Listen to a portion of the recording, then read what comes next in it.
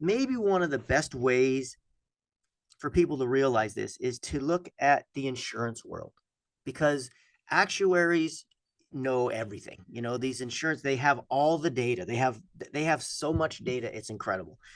And so I often get people to think about this. So imagine if you were applying for life insurance, right? So when you apply for life insurance, you have to take some tests and answer some questions, right? They usually put you through a battery test. And why are they doing that? They're doing that because they're trying to figure out what your risk of death is. They're trying to figure out what the risk of having to pay your surviving, sort of beneficiary is. That's all it's about. So whatever you pay for life insurance is based on a formula that they've created, which tells them what your risk of death is, meaning their risk of having to pay. That's life insurance. So imagine this. So imagine there's two people that go in and they get their all their tests done. Okay. And they all have normal scores, both of them. That's just good. We'll do two, but there's two people. So they have normal blood pressure. They have normal cholesterol levels. They have, normal blood sugar levels. Their body weight's normal, right? All of these BMI, all the things that they use to figure this out. They're all the same. Would they pay the same for health insurance? Probably, yeah. What if I told you, Harry, that one of those people was taking blood pressure medication to get their blood pressure to normal, was taking cholesterol medication to get their cholesterol to normal, and was taking metformin or blood pressure medication to get their blood sugar to normal, and the other person was on no medication, but their scores were the same? Harry, this is the answer to your question, isn't it? It is. Would they pay the same, Harry?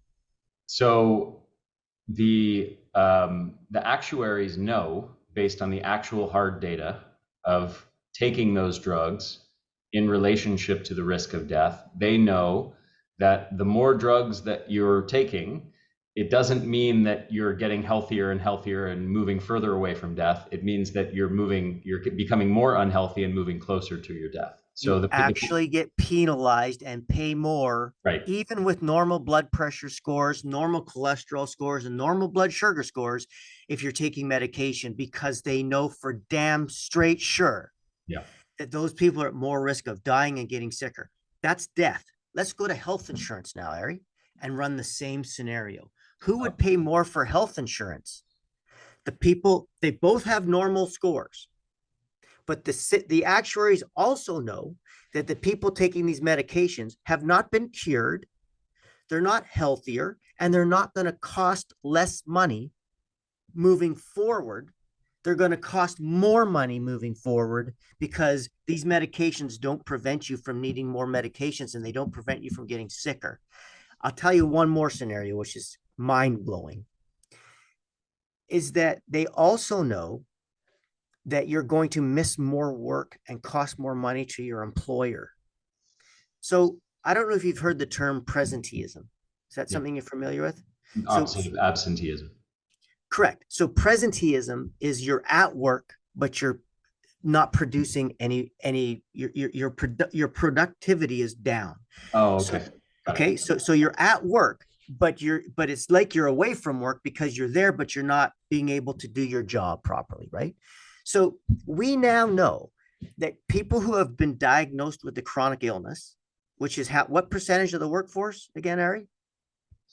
The adult workforce? I don't know. 90% have at least one chronic illness. Yeah. Okay, yeah. Well over half have two or more. Uh-huh. The average person with a chronic illness has 90 lost working days per year compared to somebody who doesn't have a diagnosed chronic illness. Wow. Putting those people on medications makes them more likely to be less productive at work, not more likely to be more productive, right?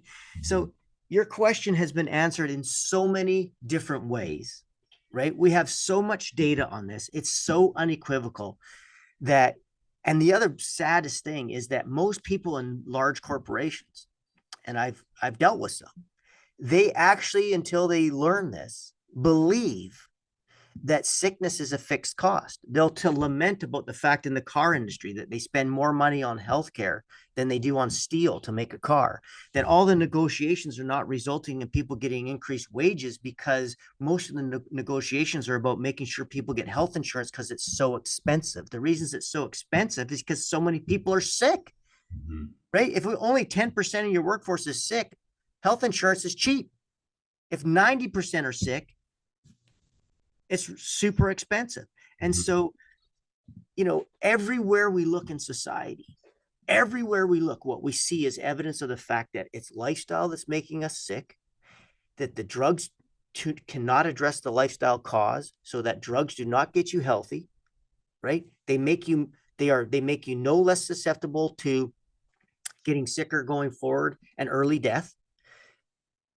They cost a lot of money.